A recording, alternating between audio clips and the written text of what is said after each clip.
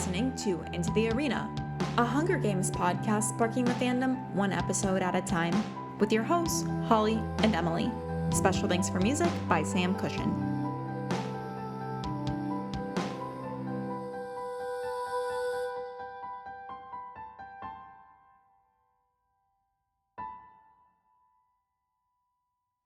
Welcome back, tributes, to episode 17 of Into the Arena. I'm Emily. And I'm Holly. And today our episode is all about Squad 451. But before we get into the episode, we do have kind of an important scheduling announcement, just because the world is opening up a little bit more and we're getting into summer, and Holly and I kind of have plans on various weekends. We are going to be changing our schedule and going to every other week for episodes instead of every week. I think it was super fun doing every week as we were getting started, but I'm looking forward to having some open weekends too. So I think that's going to be good for us, and hopefully it's okay with you guys. Hopefully y'all stick with us even with the every other week schedule. Just want to remind you that you can follow us on social media at Into the Arena Podcast. We're on TikTok, Instagram, so you can stay up to date with events we're doing or scheduling updates. And of course, we have been doing ballad read-alongs, so hopefully you all will join us. Who's ready for today? Yeah, talking about the Star Squad, our favorites. Yeah. So on the team, let me just pull this up because I don't give us the lineup, Holly. On the team, which we're just going to talk about how many people die here. On the team, we have Katniss, obviously, Gale, Finnick, Jackson, Boggs, Holmes, Mitchell, League 1 and League 2, and then Peeta joins a little bit later. And then we also have the film squad that's different from the 10 different soldiers assigned to 451. That's Cressida, who's our film director, Messala, Pollux, and Castor. So out of all of these people,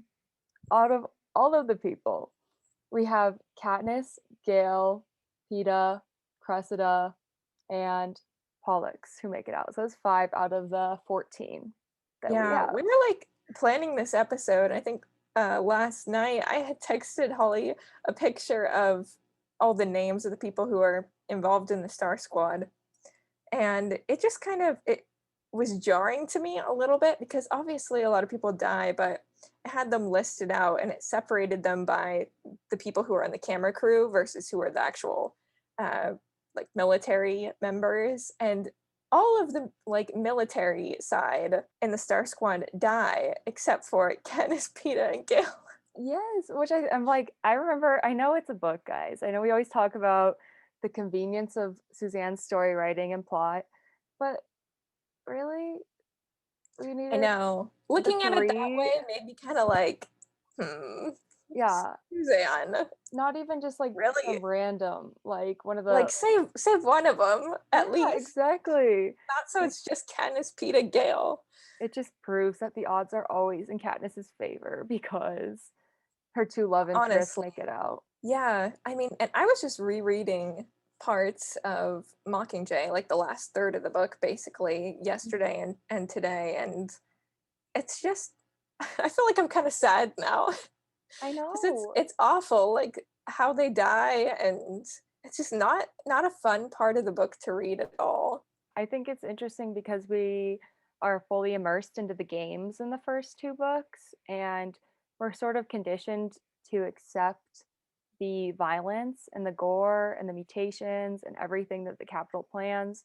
But the fact that, as Finnick says, we're entering the 76 Hunger Games, we're actually like on a war field. And we're watching characters die and die horrible, horrible deaths. I have a least favorite death. It is Messala. I cannot stand when Messala dies. And Messala, it was interesting because I was rereading all of this, and the order of the deaths is a little bit different than it is in the movie, and the ways that they die are a little bit different. Like with Messala, like in the movie we just see the yellow light, right, come from the roof into a billion pieces. And in the book that happens before the Mutts, right? And then it's really, we read about the flesh melting off of Salla's skin. like a candle. Like Oh reading that, gosh. oh my god, I know. Yeah, which, I understand they didn't show that in the movie, Hmm. but it's horrific. I think that's the thing about the movie in the way that they portrayed that death. It really, if you look at it, it just looks like he's just a Minecraft character, just like falling apart into a million little Yeah, square like little pieces. little blocks or Yeah. Uh, poof. that's a little bit nicer, but it almost, I always forget about his death in the movies because obviously he's not like a major character.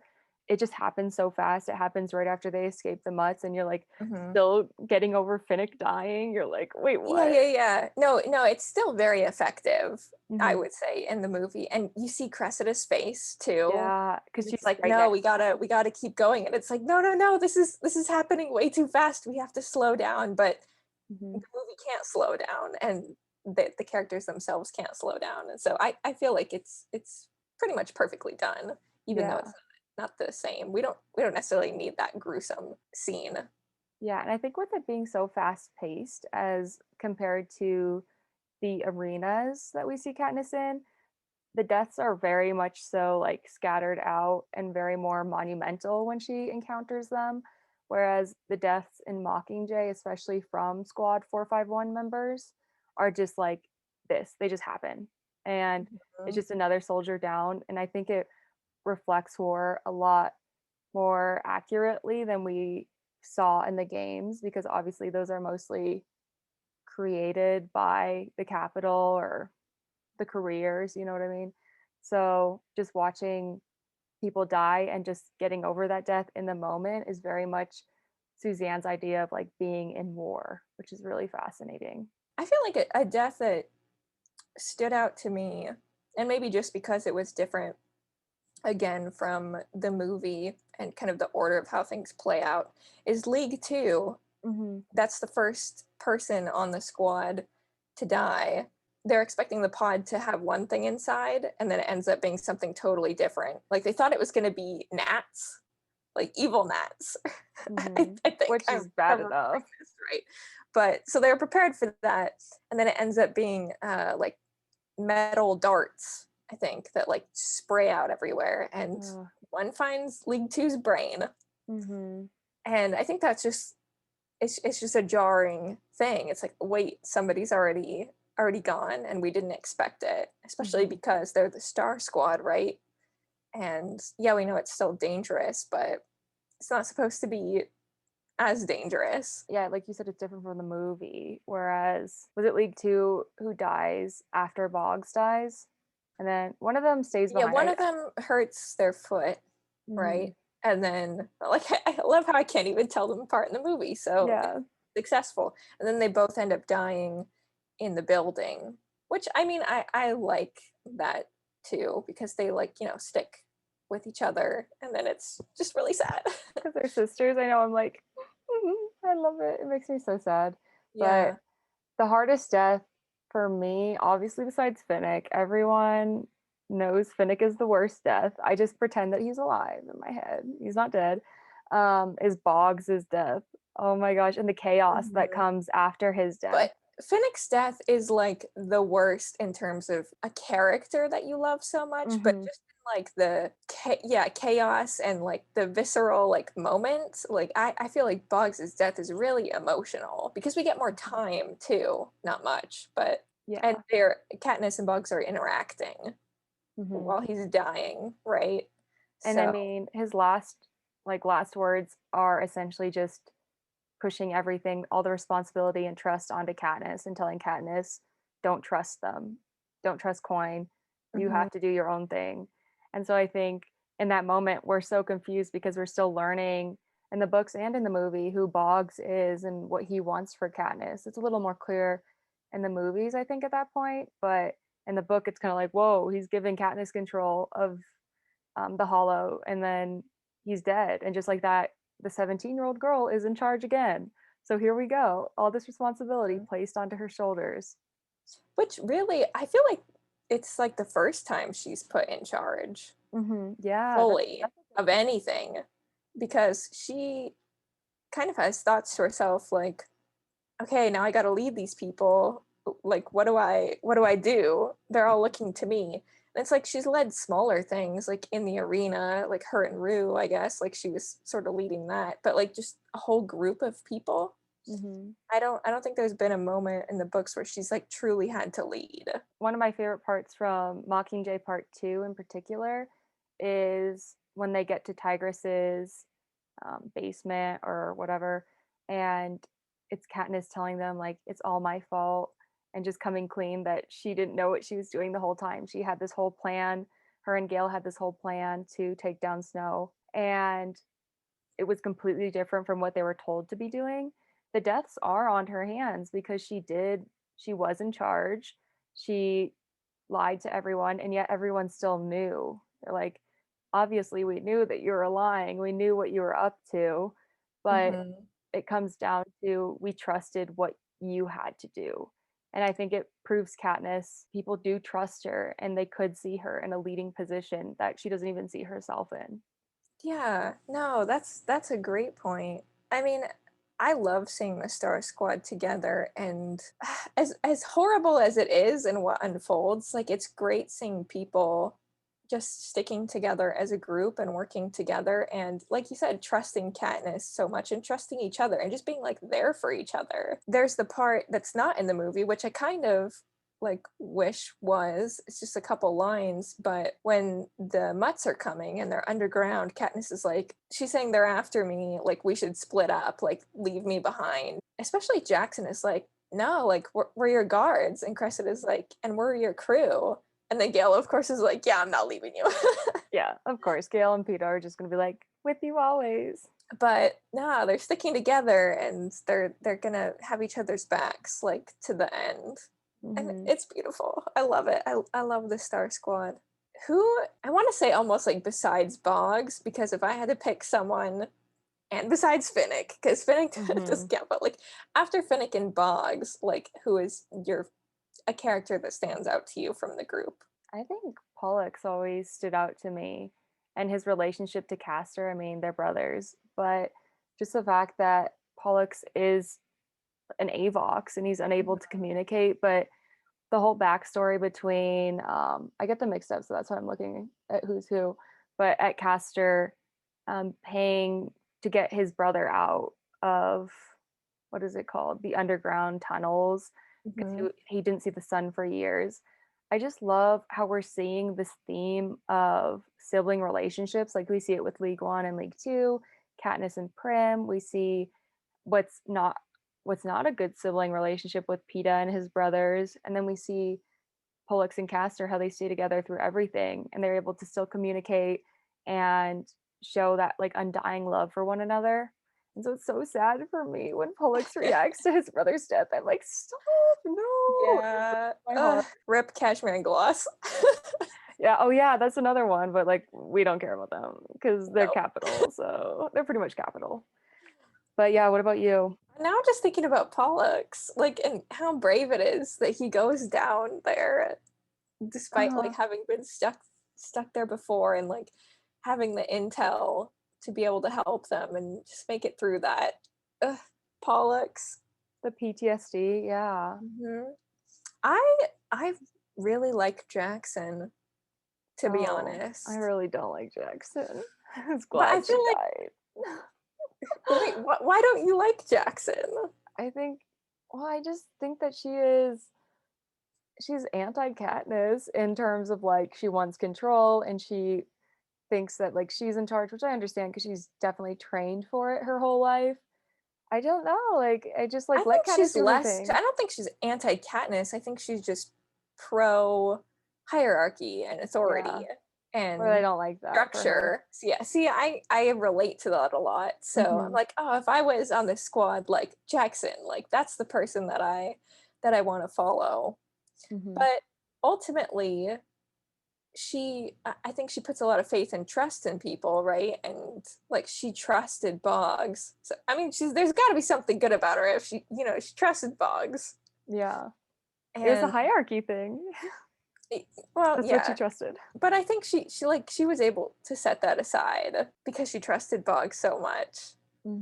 Like who doesn't trust Boggs? I know he's not a character that we talk of like that the fandom talks about a lot, but I've never met one person who doesn't like him. He's just But such a you're right, genuine we should talk about it more. yeah, he's such a genuine person. Like everyone has to agree on that one character. It's interesting because the movie also gave Boggs more lines as Hmm. I was like rereading parts, especially at the beginning, like the formation of the Star Squad. Plutarch is there, and Hmm. Plutarch is the one explaining like the Hollow and the mission of the Star Squad and what it is instead of Boggs, which in the movie it makes more sense because Boggs is going to die, so we need to have as many interactions with him as possible Hmm. in order to like feel that. And we've already gotten a lot of Plutarch, but it also, I mean, and this is a little outside of the Star Squad, but Plutarch at the beginning of like the formation just makes me like not really like Plutarch very much, Yeah. because he's like almost like an excitement about this arena. He And was a game maker and he is capital. yeah, and he's talking about the pods and like I actually designed some of them myself, as a matter of Mhm. fact, So it makes me, I don't know. There's just something about Plutarch. He just toes this line, Yeah, I totally agree. I but it think makes him such an interesting character. for him, it's just like I never liked him when I first read the series, and honestly, like he could be ranked as one of my least favorite characters. I know he does a lot for the series, and he does a lot for the rebellion and Katniss, but there's always that weird, I think like that, just relating to you see his capital roots, and is that something that bias can never be taken away no matter what? And I Mhm. think as we're reading Ballad and learning about more about Snow and his background, seeing where these pieces of him and his character as president come from is very reflective of who he was as a young person. So I think as much as I don't like Plutarch, I'd like to know more about his past because we're getting to learn all about how he is on the point of rebellion, but he's also excited and ready for this grand finale Hunger Games that he helped Mhm. orchestrate. Yeah, there's like a quote near the beginning of the formation of the Star Squad where Plutarch says, "Don't worry, you'll have plenty of real targets to hit, but just don't get blown up. I've got enough on my plate without having to replace you. Now get to the capital and put on a good show." Hmm. And especially in conjunction with before that, Katniss and Finnick are having even more of a conversation than they do in the film about basically they're going into an arena. And I don't know, it seems sick to me. I felt just like angry, like realizing she has to put on a show again in an arena. I felt Well, bad for yeah, Katniss. of course. I mean, 2 years in a row, and then here we go, another one. I just think the book like hits it home a lot more that like okay we're going into arena, where as I mean the movie we just kind of get that one line from Finnick and it's like oh yeah, but the book kind of delves into it a little bit more. One of the things that I wanted to talk about, obviously, was PETA existing in Squad 451 Yes. and his arrival. So, I mean, everyone hates his arrival. He shouldn't have been there in the first place. Well, it's But interesting, like at least in the book, just how he first gets there. That we Mhm. talked about League Two dying, and so they were expecting a replacement, but then But it's in the PETA. movie, they're just like, here's PETA. Here he is, all chained up, ready for you. It's just so frustrating because I mean that is the turning point where Boggs approaches Katniss, at least in the movie, and says, obviously Coin wants you dead, and she doesn't care if Peeta's the one to kill you. If you're thinking about it, her planning for someone to kill Katniss is one thing, but her planning to take advantage of Peeta, one of the closest people in her life, to kill her is a completely other thing. Like, I don't even know if that's at Snow's level or if that's even beyond Snow's level of evil. Yeah, I mean, it's great for her because she doesn't have to do anything. She doesn't have to implicate herself in any way. Definitely. And instead, poor little Peeta. And then I read the part where, okay, Gail got a lot more on my nerves Yes, he's in the book crazy and he's crazy in than the in squad. the movie. In the movie, I think about how when the Star Squad is first formed and Gail is like, oh, so we're not going to fight. And then Boggs is like, you'll do whatever you're told, soldier. And then Gail steps back and he's like, okay, he seems like pretty respectful Hmm. of authority. And he's just like pissed in the book. And then Peeta shows up And he straight out, I always forget this, straight out asked Katniss, like, "Do you want me to kill him?" I'm like, "Shut I have up, no Gale." reaction to that. Gale, hot take, Gale should never have been on the Star Squad. It, like, makes no sense to me. That's He's not very even a true. star. Yeah, because he's Katniss's cousin. So wouldn't that make people a little more wary? I mean, if you're from the Capitol and watching this and you're kind of leaning towards like the rebel side or something like that, seeing her and Gail and Peeta, it's just, why is her cousin there? Why is this random Gale guy from should the have been 12th? on his own unit somewhere, like, and he would be happier anyway. Like, he should be off in his own unit, like, actually fighting, like, on the Mhm. front lines. That's where Gale is meant to be. Yeah. There's one Yeah. line from Katniss where she says, "Oh, well, it's your fault for being so good looking or so camera ready." Like, oh, that's not a Brandon's reason to be really on the trying to Star like Squad. make us like him based on his looks and not the fact that he's a complete jerk. Well, so goal achieved with Liam Hemsworth, I guess. You got it, guys. He does look cute in his little army suit, whatever. Whatever. Happy Liam Hemsworth getting to actually do stuff. Exactly. And not have him be cringe deleted scenes. So good for him. One of the things that I, for some reason, had forgotten, because my last time that I read Mockingjay was back in January of this year, was how much of Real or Not Real comes from Squad 451. Like they actually create that game. And Uh, more so, Jackson. yeah, The game. I know, which is I don't like Jackson, but I like Jackson for that reason, that one little reason. But in the movie, it's more so like a Katniss Peeta thing, and I think a lot of the times the fandom uses that. Obviously, it is a Katniss and Peeta quote, but it originally is just for Peeta and his PTSD and getting over his um, hijacking, which Yeah, it is, comes out of that like trust of like being part of the squad. let's just talk about an alternate universe, okay? Obviously we want them all alive and we can't get that because it's a war story, which we get. But what is like the reality of some of these people making it out?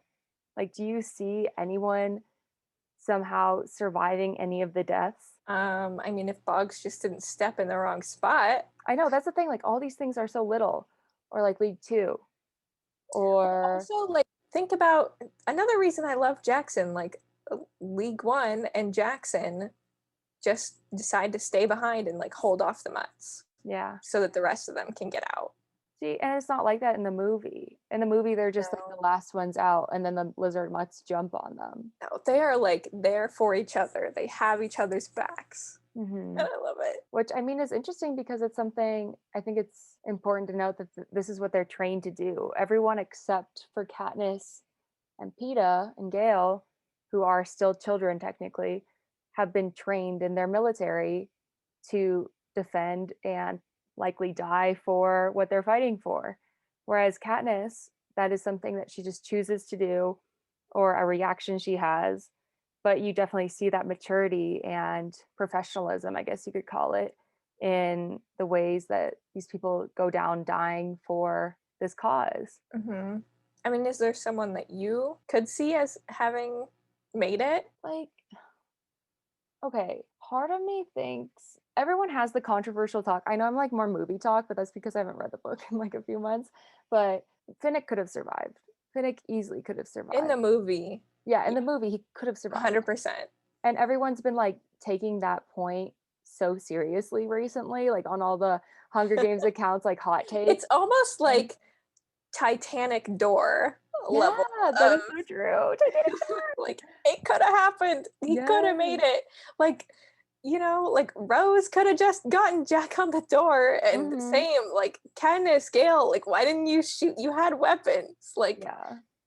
shoot down all those mutts and like save Finnick. Come on. And also in the movie, I mean, like, I'm not a doctor. I don't know. I don't have a medical degree, but the way that Boggs gets exploded, like, if he was close to someone with care, like in the books and the movie, or in the book and the movie, isn't he just like like his legs are what's blown off? So I feel like if Yeah, he the book had was medical slightly care, different. They like drag him into the house, Yeah, they just leave I him in the think, movie. Yeah. and then he dies. I mean, it's the death is like the same, but it's just Mhm. they try to take him with them, and Why don't they have medics on the Star Squad? That is the best question I've ever asked. Where are the medics? that is a fantastic question. Because if your whole goal is to make a show and Especially to like they had a camera crew. It's not like they didn't have non-combat people in the yeah, group. Holly, that was the best question I've ever asked in my whole life. I don't know why I never thought honestly, about that. honestly, I'm gonna be thinking about that for the rest of my life. Yeah. Yeah, because Where's the medic? what if Katniss got injured? Then their whole show is ruined. So we need to have medics there. Suzanne, convenience. I don't know. Let's talk about then if there were medics, I feel like at least half of these people would still be alive. So besides Oh, Masala, Matsala would not be here. um, Mitchell would not be Mitchell. here. Yeah, Mitchell makes me that is a cry. gruesome death. This is the one time I'll say F Poor PETA. Like, PETA, dude, like, ugh, you really dropped the ball on that one. yeah. Well, it's other people's fault for not keeping him contained. I know. I know I keep talking about the movie, but another great part that I think in that they do in portraying like PTSD and what struggles PETA is going through mentally is right before that Boggs death scene where he's like hitting his head against the machine gun that he's carrying. And you're seeing him trying to get these thoughts out of his head and trying to take control of himself. And I absolutely adore that like shot that we get in the movie Yeah, me because too. if not, you wouldn't be as up to date as like why did he kill Mitchell or why is he going to kill Mitchell? And we understand that he's hijacked, but like to what extent? And we get a lot more scenes in Mockingjay. One outside of the Star Squad being him sitting with Katniss and Gale and Deli at lunch one day. Oh, it's a bit of a tangent, but that's an important scene because you're seeing how not normal Peeta is in this moment and how he is completely another human. And that's why he kills Mitchell, is because in that moment, he is not Peeta. There's moments where he's not PETA, but then I think even more so in the book, there are moments where he is PETA. And you Yeah. see that like spectrum, I guess, like it just going back and forth so Hmm. much. Like I remember reading a part where like the mutts were coming, I think, and he's very like with it, Hmm. saying like run, okay, like he has a pretty good clarity of mind, I would say, like trying to get everybody to get out of there. So yeah, I mean, I think the books and the movies do a pretty good job of like showing PETA. I think some of my favorite parts are the moments where they're taking watch and resting at different places during their mission, Mm, because that's when you get to know the squad, both in the movie and the book. And that's when they start yeah, having conversations and you start learning more about why they're there, how they got there, what their intentions are. And I think that's something that I really, really love because it's what makes these deaths of these characters that we just are introduced to so important to us and so valuable. yeah, I agree. Okay, one random thing I want to bring up is about Phoenix Trident. Like I Okay. remember like we don't see it in the movie, Mm. but it's almost like in the book I was reading and Katniss is describing it. It's almost like Thor's hammer. Like Yeah. That's so where like he can cute. throw it and then he Uh-huh. pushes like a button on his cuff and then it like Comes comes back back. to him. And I'm Yeah. like, why didn't we get to see that? That would be so cool. I want to see that A so superhero. much. And Yeah. also like during that time, they actually like get to train a little bit together as a unit Hmm. before they go out, which I mean, obviously there's a lot of training cut from Mockingjay. Like Yes. the whole beginning of like joining the Star Squad because Johanna and Katniss are spending all this time training and then they Mhm. get to their final like test and then immediately after Katniss passes the test then she goes to command and it's like okay this is your unit. I kind of was wondering reading that part, would Katniss have been assigned to the Star Squad regardless if she passed the test? Yes. Because I think the answer is yes. Absolutely, 100%. I think they just needed to find a way to control her more and to tame her PTSD and all her emotions. And so by putting like value and risk into her potentially joining it or not joining it based on her training, just got them the results that they wanted from her. Like they wanted her to be able to get back into Katniss combat mode that she originally had before Mockingjay. So if she hadn't passed the test, then would the Star Squad have been like presented to her as a consolation? Oh yeah. I think that's a really Yeah. good point. I've never thought about that before. It's like she passes the test, which is very interesting. I wish they had kept it in the movies because she realizes at that moment that, okay, like I can't do in this simulation what I want to do. I have to follow orders, Mhm. which is, I mean, and then that goes all out the window later anyway. Mhm. And maybe that's why they took it out because ultimately it doesn't really matter. But she gets stamped with, she gets stamped that she is like now has passed the test, and then she goes straight to command. And it's like they would have told her to go straight to command even if she failed, and it would have been like, okay, we know you didn't pass, but you're gonna be the face in the propose still. What a dumb like consolation. I know. You get to be on TV even more and in another game. So, yay! Go kill Snow. And even though she passed, it's like still the same thing. Yeah, this is off topic, but I've wanted to get a tattoo of 451 for years. And this episode is really making me want to go get a tattoo now of just 451 because I love Yeah, everyone in trying it. to find that part where like she gets stamped or whatever. It'd be cool to get like In the same a place. stamp that looks like a barcode or something a little bit and a Mhm. 451. Yeah. Okay, am I wrong in saying this? But I always assumed that 451 was a reference to Fahrenheit 451. Yeah, I mean that's what I've always heard. I Yeah. mean that seems legit. I haven't read Fahrenheit 451 though, so I don't know if there's any deeper like connection to the name behind just being a reference in the number. I haven't read it But since middle school, so but I believe it. I mean, mhm. it's like similar kind of book. I just feel so bad for Katniss when she gets assigned there too, because she's excited. Like when she gets to the command and she's like, "Oh, this is awesome! I'm going to be with Gale, and I'm going to be with Finnick, and Boggs is going to be my commander, and this has absolutely nothing to do with me being the Mockingjay. Like I just get to be one of the group." And it's like, no, No, it's no, they're using sorry. you again. And this time it is the one point where she realizes Coin is using her and this is going to be her future. So it goes from Snow Hmm. using her and the Capitol using her after she wins the games to if Coin were to live and to become president, then Katniss would still be controlled and abused essentially because she's being taken advantage of. It kind of reminded me of uh yesterday, I guess. I read an interview, whatever the latest interview that came out with Prince Harry, Okay, and he was I'm an Anglophile, all right. I I love love the that. monarchy. I have British blood.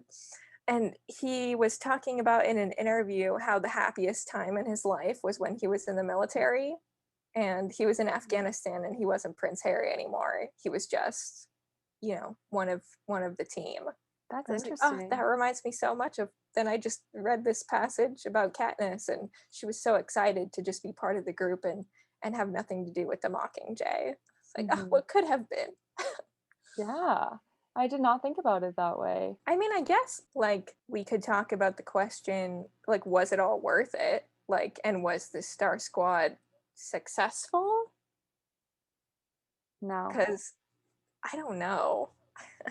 I Like, kind of feel like the deaths were pretty senseless and unnecessary. And I know Katniss like wanted to go rogue, but Katniss can never go rogue.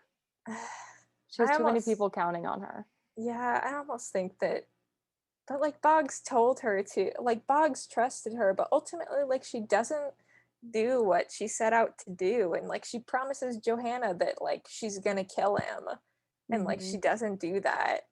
And she takes all these people on this mission to assassinate Snow, and she doesn't do that. I think in that sense it would fail. I think it also does justice to Suzanne trying to represent the emotional turmoil that Katniss is experiencing, because at one moment she is so full of hatred because of seeing what's happened to Peeta, that she's like, I'm going to kill Snow. Johanna and her become like best training buddies, and that is their goal together. But then only Katniss gets to go on the Star Squad, and that's her mission from the start. And yes, she does end up doing that, but I think it also goes to show that in war, these casualties aren't always going to be important. There are points where they're going to be senseless, and it's just going to happen in a second, and you're not even going to realize someone just died. You just have to keep going. So I think that was the scene and the situation that Suzanne wanted to present us with. Right. But I would say that they definitely failed. I mean, what did they get out of it other than death and meeting Tigress? Like, nothing. Yeah, no, I totally agree. I understand why it's in the book Mm-hmm. and what Suzanne was trying to do with that. But I guess I was reading too, and that moment where Katniss confesses and everyone's like, yeah, but we knew what was going on, and we wanted to do it anyway because we believed in you. And it's like, well, you believed in something that didn't work. And then Gale actually says, I think it would be considered a highly successful mission. We've infiltrated the enemy camp, showing that the Capitol's defenses can be breached. We've managed to get footage of ourselves all over the Capitol's news. We've thrown the whole city into chaos trying to find us. And then they talk about how happy Plutarch probably is. I'm like, yeah, but It makes me wonder though, like who are they trying to be seen by? Are they trying to be seen by the district people and feeling that hope for them? And or are they trying to be seen as a Star Squad to the Capitol and make the Capitol residents feel weaker and vulnerable and then turn to that side? I guess like the answer is both of that. Both, but yeah, I think ultimately like throwing the Capitol and the Capitol citizens more into chaos. Mm-hmm. Like, oh, we thought they were dead, but like, no, they're not actually dead, like ended up being more beneficial. Mm-hmm. Yeah, I'm trying to imagine what it would be like to be a Capitol citizen during all of that. You just walk out your front door and then you see Katniss and she shoots you through the heart. Then you drop your hot dog. There we go. Yeah. The best part of Squad 451 was just that part that is clearly important. And the juicy sausage. Did you get to that part when you were doing your reread, or? Yeah. Oh. I was like, oh, there's this lovely part. My favorite part. The whole trilogy. It's so meaningful. The fact, I don't know why it's included. I really don't. It's a question I will always have. I think it's more important than the medic question. I think it's just showing that like Katniss is killing some, she's in like Katniss attack mode. Katniss mode activated. I mean, I guess that's all I really have to talk about Squad 451. I feel like that was a good discussion about, was their mission successful? Would you agree that it wasn't successful, or? No, their mission fell to complete shit. Like, yeah, was not successful at all. In summary, that is what happened. So yeah. And we lost too many good people. Okay, here's my last comment. So I know that people are upset about the lack of pop figures, like the pop Funko Pops. Why didn't we get a Katniss in her army outfit? That is the real question. That would have been awesome. It's like, even I don't like Gale, but why wasn't there a Gale pop? I know. Like, what? Does not make any sense. Why wasn't there a Finnick? What? Like, it doesn't make any sense. Mm-mm. Where is Haymitch? I don't know. Yeah. More pops. Maybe they can do like a re-release when Ballad comes out. If Ballad comes out. Stop. The nightmares are still on. Real or not real? Is Ballad coming? Oh my gosh, that's a good tweet. Real or not real? You're still making real Ballad. Or not real. Somebody tweet that at Nina. Let's all just tweet it at Nina. Oh my gosh, she just responds, "Ask Lionsgate." And I'd be like, what? All passive aggressive. Oh my gosh. What's the tea, Lionsgate? I check my Lionsgate insider email like every day. And I'm just like, please give me something, anything, Well, please. on that hopeful note, both the Star Squad and the hopes of maybe getting a ballad movie, I don't know. We'll have to see. Thanks for joining. We'd love to hear your thoughts on the Star Squad. And I guess happy Memorial Day. I mean, I know it's kind of like a somber weekend, but we definitely wanted to spend a little bit of time talking about our favorite fictional soldiers. Hmm. So we will see you in 2 weeks for our next episode. Thanks, guys. Bye.